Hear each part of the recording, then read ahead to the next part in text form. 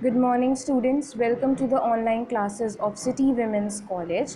And today, here in this video, we will understand the concept of diseases, the types of diseases, right? And what are some of the common diseases which we face.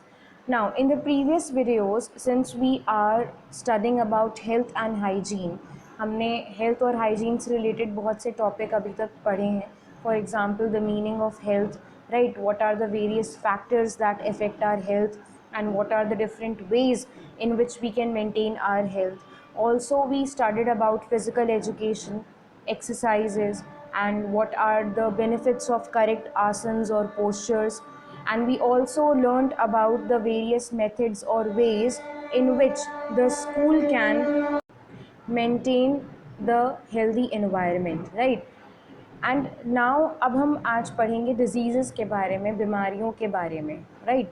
अच्छा, जब हमने health के बारे में पढ़ा था और health की डेफिनेशन को समझा था या उसकी मीनिंग को समझा था, तो हमने उसमें ये चीज़ पढ़ी थी that health refers to that state where are body और where a person is free from any disease, any element, is free from any physical, emotional, mental और social problem.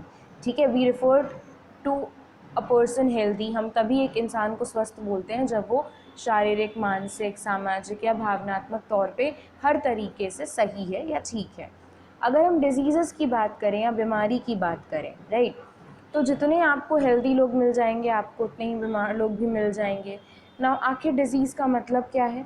It refers to that state of the body where are body is not physically, emotionally, mentally और socially fit.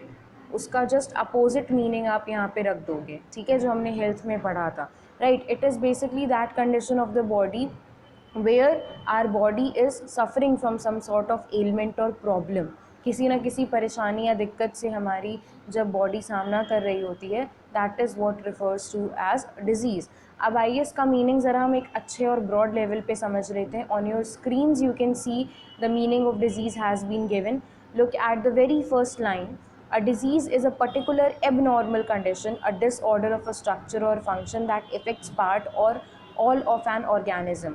Now, जो disease की अगर हम बात करें, बीमारियों की बात करें, तो it is an abnormal condition. ये एक एबनॉर्मल कंडीशन है, it is not at all normal, right? और it can affect the whole body और it can affect the specific part of the body. ठीक है, then it is often constructed as a medical condition associated with specific symptoms and signs. जब भी हमें कोई बीमारी होती है तो हमें हमेशा कुछ ना कुछ सिम्टम्स देखने को मिलते हैं, ठीक है, अर्ली सिम्टम्स और साइंस देखने को मिलते हैं, जिससे ये अंदाज़ा लगाया जाता है, ये पता लगाया जाता है कि व्हाट काइंड ऑफ डिजीज़ और what kind of a problem we might be having. ठीक है, नाउ नेक्स्ट पैराग्राफ में आप देखिए, in humans disease is often used more broadly to refer to any condition that causes pain, dysfunction, distress, social problems और death to the person afflicted और similar problems for those in contact with the person. Now human beings में disease को कुछ इस तरीके से define किया जाता है कि ये वो परिस्थिति है या ये वो कंडीशन है जहाँ पर human being suffer from some sort of pain और डिसफंक्शन या स्ट्रेस है या कोई सोशल प्रॉब्लम है, and these may lead to the death also, right? तो ये जितनी भी प्रॉब्लम्स हैं इन्हें डिजीज़ कंसिडर करा जाता है. Now in the broader sense, अगर हम एक कंप्रेहेंसिव लेवल पे या एक व्यापक तौर पे बात करें, तो it also includes injuries. Disease में आपकी इंजरीज़ भी आ जाएंगी, डिसेबिलिटी आ जाएंगी, डिसऑर्डर आ जाएगा, syndromes, infections, isolated symptoms, deviant behaviours. ठीक है, everything will be included in the concept of diseases, because when your body will be suffering from any of these problems due to any of the reason, your condition will not be normal. आपकी जो situation होगी वो normal नहीं होगी, and you will not be physically or mentally sound, and you won't be referred as a healthy person, so which means that you must be suffering from some sort of disease.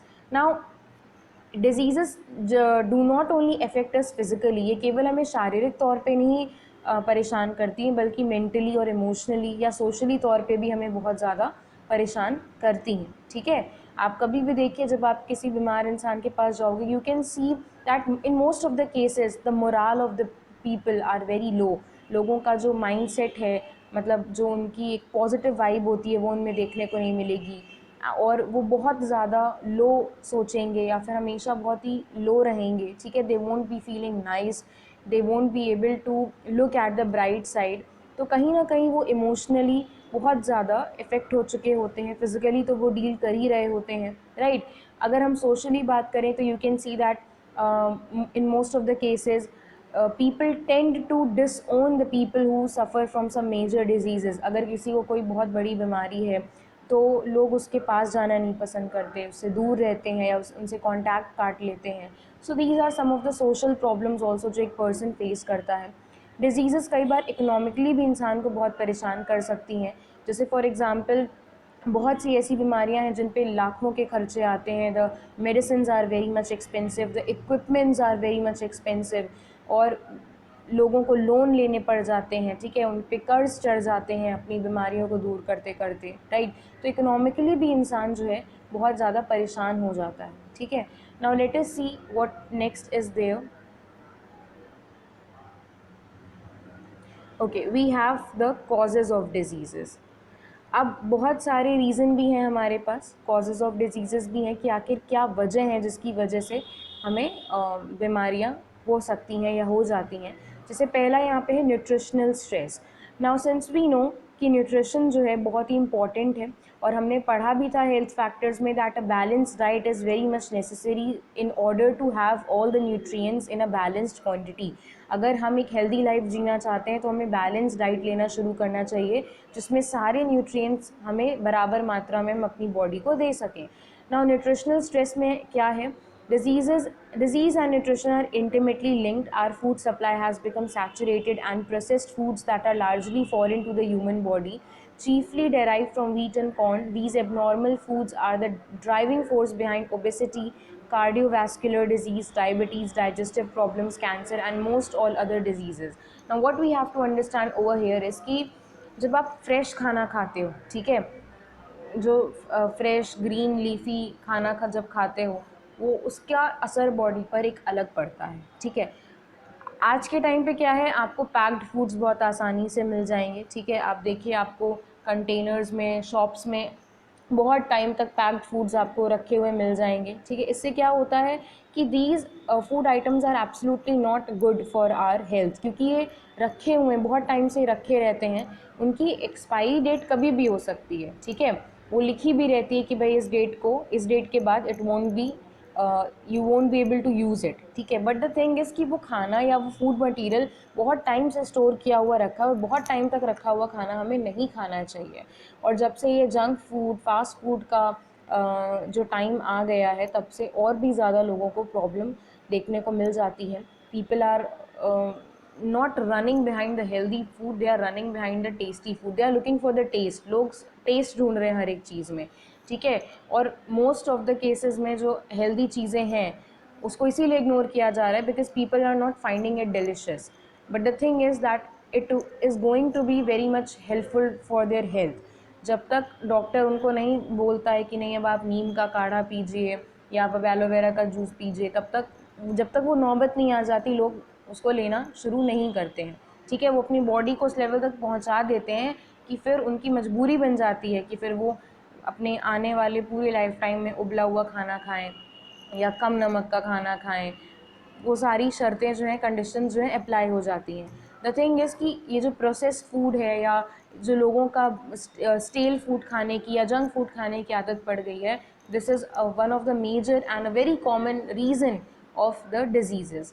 Then we have the emotional stress. Emotional stress की बात करें तो मैंने पहले भी आपको बोला था that emotional problems are something which people tend to ignore. लोग अपनी इमोशनल प्रॉब्लम्स को या अपने इमोशंस को इग्नोर करते हैं, ठीक है, जबकि सबसे ज़्यादा असर हम पे पड़ रहा होता है। When you are not able to express out your emotions, वो चीज़ें आपके अंदर ही भर रही होती हैं, and then there a moment comes where your saturation point is over, where your body can not intake much more of the negativity, or it cannot hold or bear much pressure, and it bursts out, and when it bursts out it causes problems for you, ठीक है। वो किसी ना किसी तरह की problem के रूप में ही आपके सामने आता है, right. Now there are lot of problems which we face. For example जैसे यहाँ पे देखिए कुछ रीजंस दे रखे हैं, elevated blood pressure, increase blood clotting, digestive function, elevated blood sugar, chronic sleep disturbances, weight gain. बहुत सारी प्रॉब्लम फेस कर सकते हैं अगर आप इमोशनल स्ट्रेस से गुजर रहे हैं। फॉर एग्जांपल, लोगों को नींद नहीं आती है, ठीक है, they are always in some sort of stress, उनका ब्लड प्रेशर लेवल जो है हाई या लो होता रहता है, not it is not correct as it should be, ठीक है। उनके इम्यूनिटी सिस्टम पे भी फ़र्क पड़ता है, वेट गेन होने लगता है, बिकॉज ये एक्चुअली में एक फैक्ट भी है कि when people are emotionally stress they start eating much. लोगों की आदत होती है कि वो ज़्यादा खाना खाने लगते हैं, ठीक है, तो जिस वजह से वेट गेन भी होता है, एंड वेट गेन अपने आप में एक बहुत बड़ी प्रॉब्लम है। तो बहुत सारी चीज़ें हमें देखने को मिल जाती है when a person is facing emotional stress, which is one of the cause of diseases. Then toxins की अगर हम बात करें, toxins are basically the poisonous substance, ठीक है, जो हमें हमारी बॉडी में पाए जाते हैं, ठीक है। अब यहाँ पे देखिए लिखा भी हुआ है that the role that toxins play in disease and cancer is hard to absolutely define. Toxins can enter the body by 3 different pathways. Toxins हमारी बॉडी में 3 अलग अलग रास्तों से पहुँचते हैं, ingestion, breathing and through the skin, ठीक है। और ये पॉइजनस सब्सटेंसेस होते हैं जो हमारी बॉडी को बहुत ही हेविली इफ़ेक्ट करते हैं। फिर हम फिज़िकल स्ट्रेस की अगर बात करें तो there are 3 types of physical stress, जैसे ट्रॉमा है, किसी चीज़ का सदमा अगर लगा है, temperature and pressure, these are the physical stress. Now आज के टाइम पे जिस हिसाब से हम सबकी लाइफस्टाइल है, everyone is dealing with some sort of physical or mental stress, and this stress is absolutely not good or helpful for your body. Then free radicals या इन्फ्लेमेशन की अगर हम बात करें, ठीक है, नाउ दीज आर बेसिकली, यहाँ पे देखिए लिखा हुआ है that free radicals can damage all parts of the cell including DNA. Now these are this much dangerous to our body कि ये हमारे बॉडी के जो सेल्स होते हैं इन्हें बहुत हार्म कर सकते हैं, बहुत डैमेज कर सकते हैं, ठीक है। नाउ फ्री रेडिकल्स के जो सोर्सेज हैं अगर आप देखिए तो एबनॉर्मल फैट्स, जो कि प्रोसेस्ड फूड्स या टॉक्सिन्स के थ्रू हमारी बॉडी में पहुंचता है, उसके थ्रू आप फ्री रेडिकल्स या इन्फ्लेमेशन का शिकार हो सकते हैं, ठीक है। Now next we have the radiation. Radiation की अगर हम बात करें, सो like all living creatures, you are exposed to a certain level of background radiation from gamma rays, X-ray and UV radiation from the Earth, Sun and space. Though these forms of radiation are a force of disease and aging, exposure from natural sources has been relatively constant since human began walking on the earth. Of greater concern are the increased level of radiation from artificial and unnatural sources such as electronics. आप देखिए अब जैसे बहुत सारे हमारे electronic items हैं जिनसे radiation निकलती है, जैसे मोबाइल फ़ोन्स से कहा जाता है कि बहुत ज़्यादा रेडिएशन निकलती है, and it not only affects human bodies but it also affects the animals and birds and other creatures around us. आप देखिए बहुत सारी बर्ड्स, स्पेशली स्पैरो बर्ड्स जो हैं वो इन्हीं मोबाइल रेडिएशन वगैरह की वजह से गायब हो गई हैं। फ़ोन जो है, कभी भी आपने हमेशा सुना होगा कि कहा जाता है सोते टाइम अपने आसपास मत रखिए, बिकॉज उसकी रेडिएशन हमारे लिए बहुत ज़्यादा हार्मफुल होती हैं। उसके अलावा there are natural radiations also, for example the UV rays, ठीक है, ये बहुत ही ज़्यादा हमारे बॉडी के लिए हार्मफुल होती हैं, and radiations are also the cause of the disease. Then अगर हम माइक्रोब्स की बात करें तो microbes are also responsible for many diseases, for example influenza, malaria, smallpox, polio, plague, ठीक है। बहुत सारे डिजीज़ के लिए ये जो माइक्रोब्स होते हैं, माइक्रोब्स जिसमें हम वायरस, बैक्टीरिया या फंगाई, इन सारी चीज़ों को ऐड करते हैं, these are also responsible for many of the disease. So ये कुछ आपके कॉजेज़ थे कि किन अलग अलग वजहों से, चाहे वो फिज़िकल प्रॉब्लम्स हो, मेंटल प्रॉब्लम्स हो, इमोशनल प्रॉब्लम हो, या रेडिएशन हो, इन्फ्लेमेशन हो, माइक्रोब्स हो, टॉक्सिन्स हो, these are some of the factors जो diseases का reason बन जाते हैं। Now let us see how many types of diseases we do have. Now there are 4 main types of diseases: infectious diseases, deficiency diseases, genetic diseases and physiological diseases, ठीक है। इन disease को आप 2 अलग अलग कैटेगरी में, यानी कम्युनिकेबल और non communicable में डिवाइड कर सकते हो। अब यहाँ पे देखिए डिजीज़ को 2 ब्रॉड कैटेगरी में डिवाइड करा गया है। कंजेनिटल डिजीज़ेज़ ये वो डिजीज़ेज़ होती हैं जो जन्मजात होती हैं, हमारे अंदर ये बर्थ से प्रेजेंट होती हैं। फॉर एग्जांपल आप देखिए यहाँ लिखा भी है hole in the heart in infants. बहुत से बच्चे होते हैं जब वो पैदा होते हैं तो उनके हार्ट में, उनके दिल में होल हो जाता है, छेद हो जाता है, तो वो जन्मजात बीमारी है जो उनको हुई है, ठीक है। और ये होती क्यों है? It is caused by some sort of genetic abnormality और मेटाबॉलिक डिसऑर्डर और malfunctioning of an organ. या तो ये जेनेटिक एबनॉर्मेलिटी की वजह से होता है, या आप किसी ऑर्गन के मैल फंक्शन की वजह से होता है, या मेटाबॉलिक डिसऑर्डर की वजह से होता है। Then we have acquired disease. Acquired का मतलब ही हो गया जो हमने खुद एक्वायर करी हैं, खुद पाई हैं। नाउ दीज डिजीज़ में अकर आफ्टर बर्थ, ये बच्चे के जन्म के बाद की बीमारियां हैं जो किसी ना किसी वजह से उसे हो सकती हैं।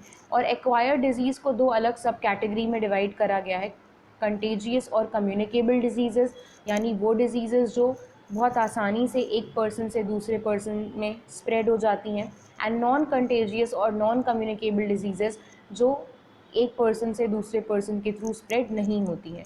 नाउ यहाँ पर एक चार्ट आप देख सकते हो, ठीक है। This chart will actually show you कि आखिर कंप्लीट स्ट्रक्चर क्या है टाइप्स ऑफ डिजीज़ का, राइट। यस। नाउ जो पहली दो कैटेगरी है वो है आपकी कंजेनिटल डिजीज़ की, ठीक है, जो कि वो बीमारियां हैं जो जन्मजात हैं, they are present since birth. And then we have the second type that is acquired disease, जो हम जन्म के बाद डेवलप करते हैं। एक्वायर्ड डिजीज़ की को हमने दो अलग अलग कैटेगरी में डिवाइड करा है, कंटेजियस और कम्युनिकेबल डिजीज़, यानी those disease which are spread from the infected person to healthy person. जो पर्सन बीमार होता है उससे वो बीमारी जब किसी हेल्दी पर्सन को लगती है तो उस तरह की बीमारियां जो आसानी से स्प्रेड हो जाती हैं उसे हम कंटेजियस या कम्युनिकेबल डिजीज़ कहते हैं।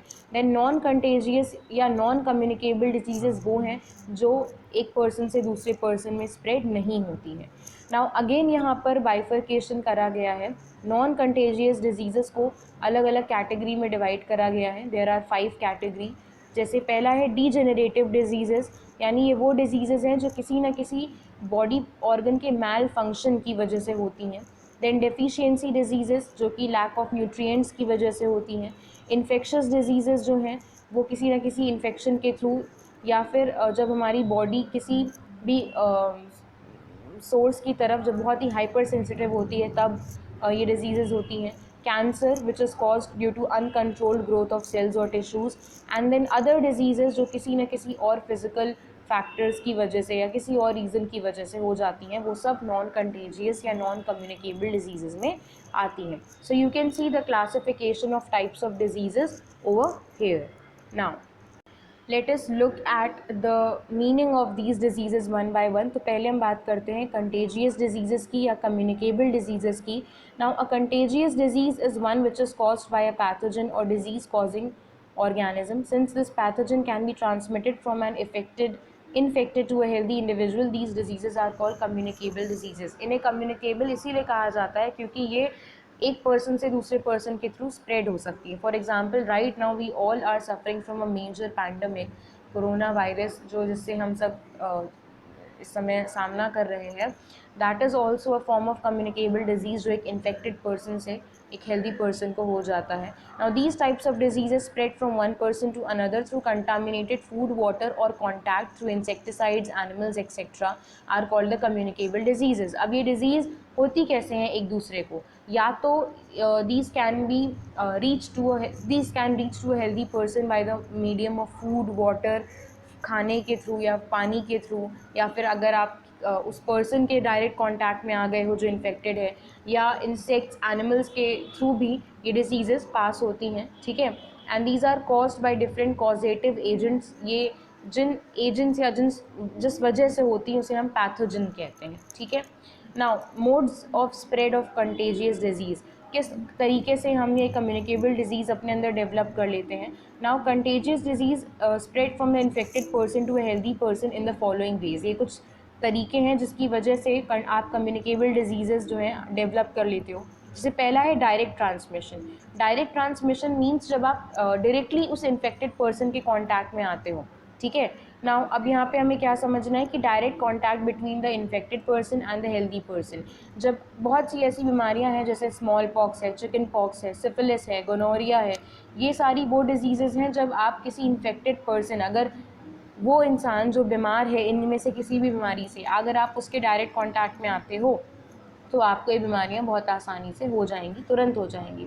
तो पहला तो हो गया कि ये डायरेक्ट कांटेक्ट में आने से होती हैं। फिर है ड्रॉपलेट इन्फेक्शन। ड्रॉपलेट इन्फेक्शन मतलब कि if you have came across the person जिसको बीमारी है और उसने ऐसे कफ करा, यानी से खांसी आई है, उसने स्नीज करा या कहीं उसने स्पिट करा, तो उसके जो ड्रॉपलेट्स होते हैं, since we all are breathing, और वो ड्रॉपलेट्स जो हैं वो हमारे आसपास ही मौजूद रहते हैं, तो व्हेन यू ब्रीथ इन वो ड्रॉपलेट्स आपके अंदर जाते हैं एंड अगेन आपको जो है आसानी से बीमारी हो जाती है। ठीक है।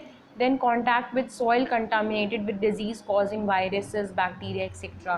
soil में भी अगर वो वायरस या बैक्टीरिया हैं तो उनकी वजह से भी हमें बीमारियां होती हैं। फॉर एग्जांपल जैसे मान लीजिए हमने फूड की अभी बात करी थी, तो फूड जो भी है वो आप उसको ग्रो तो किसी ना किसी फील्ड में ही कर रहे हो, तो जब वो खाना आपके पास, जब वो सॉइल ठीक नहीं थी, if that soil was unhealthy, if it consisted of some harmful viruses and bacterias, those will directly go in the food. जो भी खाना है, जो भी वो अनाज है, उसमें सीधे सीधे वो पहुँचेंगे और फिर वो आप तक पहुँचेगा। तो इस पूरी लॉन्ग प्रोसेस के थ्रू आप तक वो बीमारी कैसे ना कैसे करके पहुँच ही जानी है।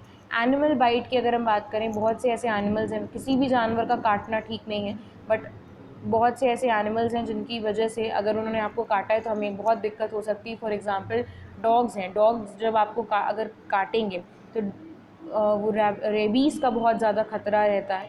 ठीक है।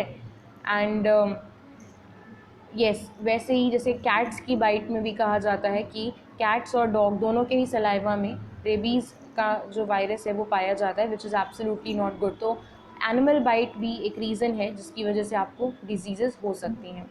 देन इनडायरेक्ट ट्रांसमिशन की हम बात करें, ये तो अभी तक डायरेक्ट ट्रांसमिशन थे जहाँ पे आपको डायरेक्टली आपने ये सारी चीज़ें जो हैं अपने अंदर डेवलप कर ली। अब हम इनडायरेक्ट ट्रांसमिशन की अगर हम बात करें तो इनडायरेक्ट ट्रांसमिशन में हमें क्या समझना है।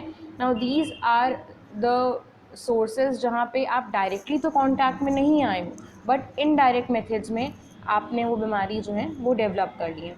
जैसे by vector such as house flies, mosquitoes and cockroaches. अब आप देखिए जो मक्खियाँ होती हैं, मच्छर होते हैं, कॉकरोच होते हैं, ये गंदी से गंदी जगहों पे जाके बैठते हैं, फिर ये आकर के अगर आपके खाने पे बैठ रहे हैं या आप पर भी आके बैठ रहे हैं तो वो ठीक नहीं है, right, because they carry the infectious और toxic particles in their legs, right.